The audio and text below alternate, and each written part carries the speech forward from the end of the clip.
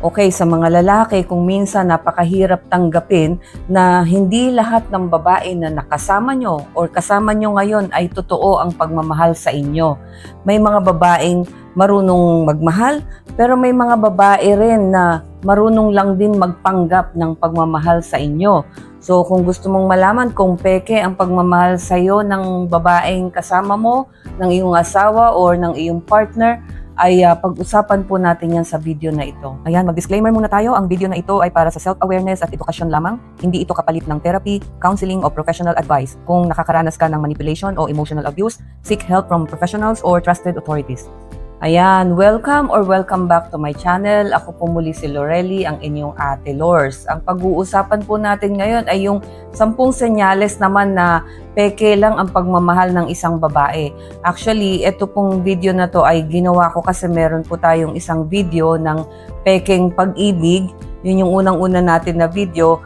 Kaso merong nag-comment na mostly ay pang-babae daw yon. So itong video na ito ay specifically para sa mga lalaki.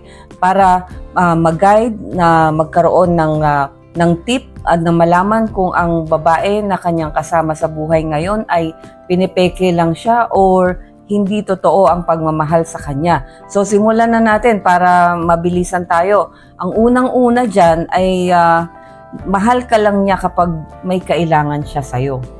Okay, so mga lalaki, medyo red flag to kapag nakikita mo na kailangan ka lang niya kapag may problema siya, pag meron siyang gusto, di ba? Ikaw ang una sa lahat kapag may kailangan siya. Ikaw ang target niya pag meron siyang gustong makuha, meron siyang gustong bilhin. Di ba? Pag may mga benefits na kailangan, ikaw palagi ang fallback.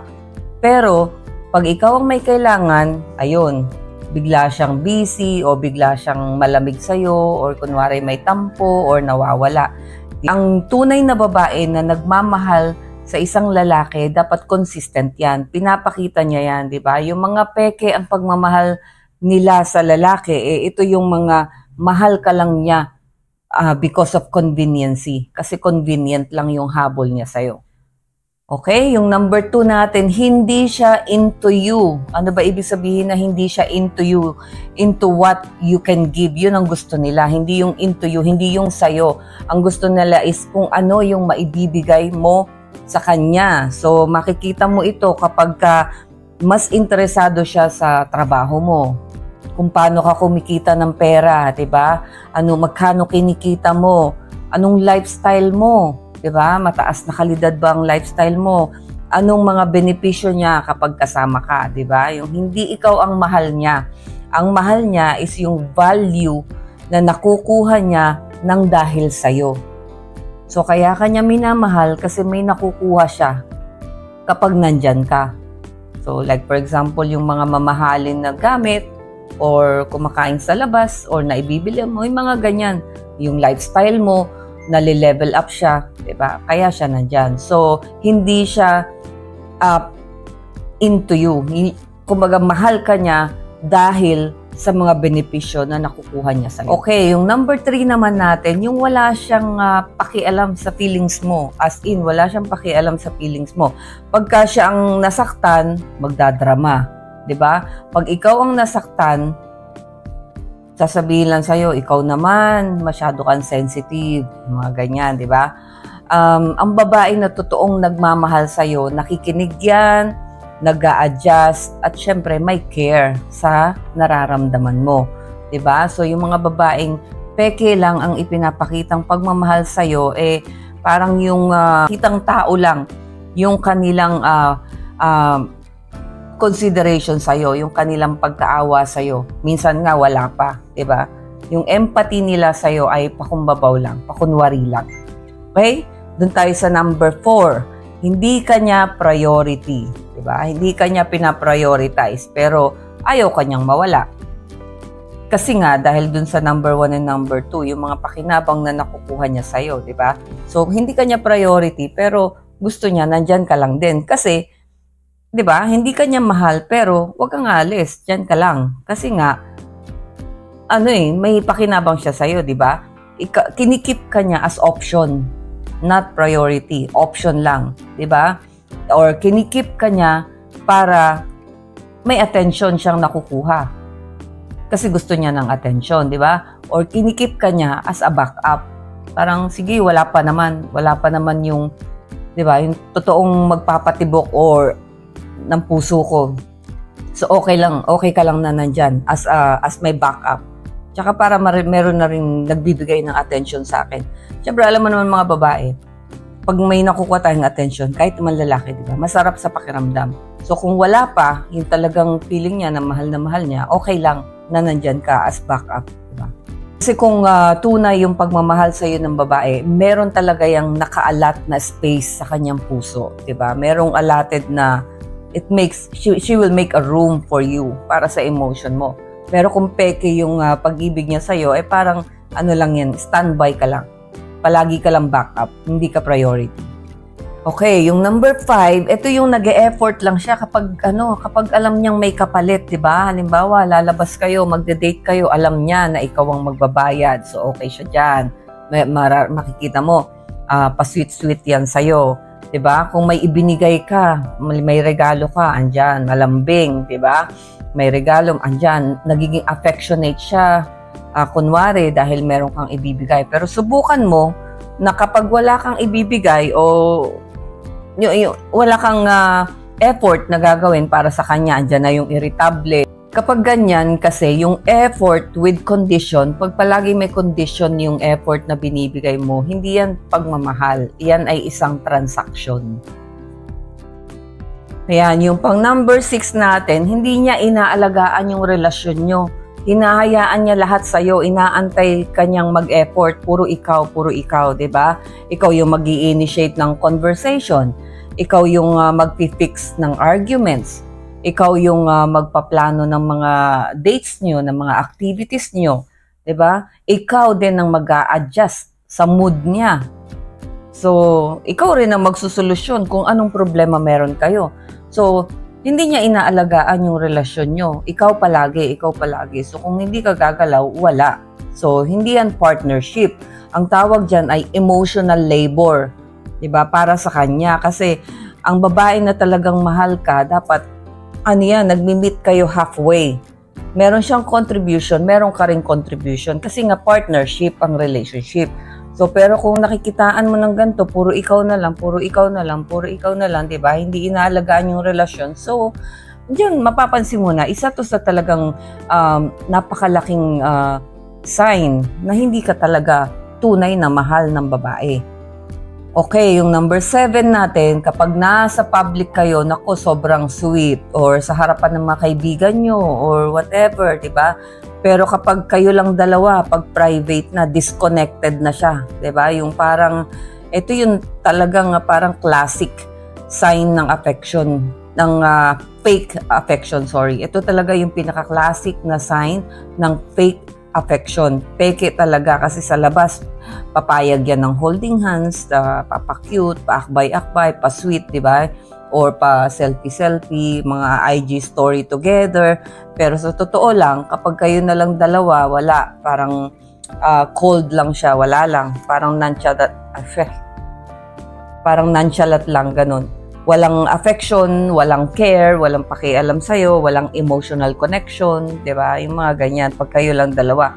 Ang ibig lang sabihin nito, hindi yan pag-ibig, parang front lang, image lang yung gusto niya. Masabi lang na meron siyang karelasyon, masabi lang na meron siyang boyfriend na nandyan ka. Okay, yung number 8 natin, ito yung, mapapansin mo na to kasi pag alam niya kasing napapasunod ka niya, yung ando na nga yung tinatawag na emotional labor, alam niya na kaya kanyang paikutin, ito yung pinipressure kanyang magbigay. Okay? Pero hindi siya nagbibigay, siya lang yung nagpe-pressure sa'yo para ikaw magbigay sa kanya, di ba? Bilan mo ko nito, dapat ganito ka para mahalin kita. Kung mahal mo ko, dapat ganito. So yan yung mga typical na pwede niyang gamitin para ma-pressure ka na bigyan mo siya, di ba? Pero ikaw, wala, hindi ka niya binibigyan, di ba? Walang effort, walang reassurance, walang support, walang respect, walang loyalty. Lahat yun hindi mo makuha sa kanya, di ba? Hindi yun pagmamahal, yun ay exploitation. Ine-exploit ka na nung babae. Yung number 9, ito palagi naman kasama to sa mga red flags. Hindi ka niya isinasama sa mga future niya. Yung future plan, wala ka, hindi ka kasama. Diba? Listen carefully sa mga sinasabi niya. Kung makikita mo sa mga words niya, yung mga salita niya, parang palaging siya lang. Like for example, gumagamit siya ng mga words na ako muna or wala pa sa plano ko ang magseryoso. Tingnan natin yung mga ganyang salita. At saka yung pagka nagkikwento siya about the future, medyo maging observant ka. Tingnan mo paano siya magsalita about the future. Is it about herself only or tungkol sa inyong dalawa? 'Di ba? Pero gusto niya na nandyan ka. Gusto niya na may karelasyon. Gusto niya na meron pa rin siyang boyfriend. Gusto niya na may karelasyon siya. Yun nga lang, hindi siya nag-i-invest para sa relasyon niyo or para sa inyong dalawa. Gusto niya yun sa sarili niya lang, di ba? Parang she's keeping you temporary. Yun nga yung kanina na-discuss natin. Parang backup ka lang. Hindi ka priority. Pag may dumating, and then bye-bye. Alam mo yun, pag may dumating na much better sa'yo at naramdaman niya, na mahal niya, ayun lang, baka ilaglag ka. Kaya hanggat maaga, sa mga lalaki dyan, kung napapansin nyo na itong mga signs na to, analyze nyo na siguro yung relasyon nyo at yung karelasyon nyo kasi kayo, baka mahirapan kayo sa bandang huli, baka bigla kayo maiwan sa ere, bigla kayong ilaglag, yung mga ganon. So at least, nakaprepare kayo or ngayon pa lang makapagplano na kayo. Okay? So dun tayo sa number 10 natin, yung connection, parang, ang feeling ng lalaki parang napipressure lang yung or napipwersa lang yung babae na maging connected sa kanya. Ramdam yun ng mga lalaki. Alam niyo ba, ang mga lalaki may gut feeling din yan, hindi lang tayong mga babae, di ba? May mga intuition din ng mga lalaki at kadalasan malakas yan. Kapag nagkaroon sila ng intuition na pakiramdam nila may something is wrong, something is off, or may emptiness, merong one-sided, yan yung mga nararamdaman nila, parang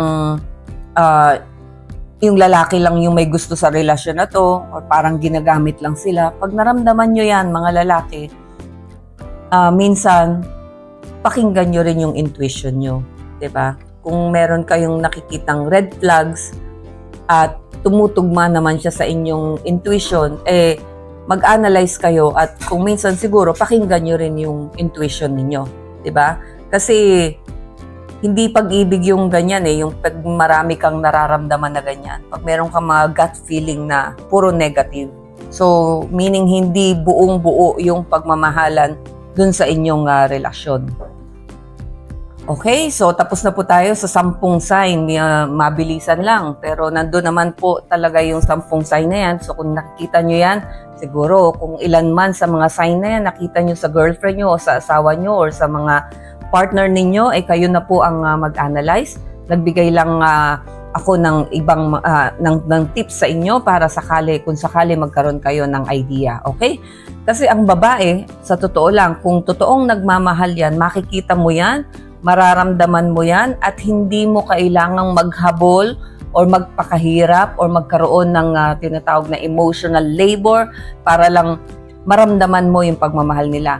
Naturalesa yan. Mararamdaman mo yan kung talagang mahal ka niyan. Kasi kapag peki yan, mapapagod ka. Palagi kang pagod sa relasyon nyo. Palagi mong nararamdaman parang may kulang, di ba? Parang alam na alam mo hindi ako priority, second choice lang ako, di ba? Tapos palagi kang nag-a-adjust para sa kanya. So nakakapagod yan, okay? So para sa akin, you deserve a woman na ikaw ang pinili. So kung hindi ka pinili ng babae at hindi mo yun nararamdaman, mag-analyze ka na kung ano talaga yung sitwasyon mo dun sa babae o dun sa inyong relasyon. Di ba? Kasi dapat ang pagmamahalan ay both effort yan. Effort ninyong dalawa. Hindi lang ikaw.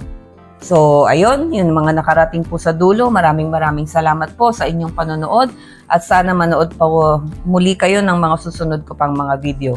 Ito nga pala yung featured ko na painting. Ito yung latest na painting ko. Yung last po kasi meron na pong bumili nun. Maraming salamat po. Thank you.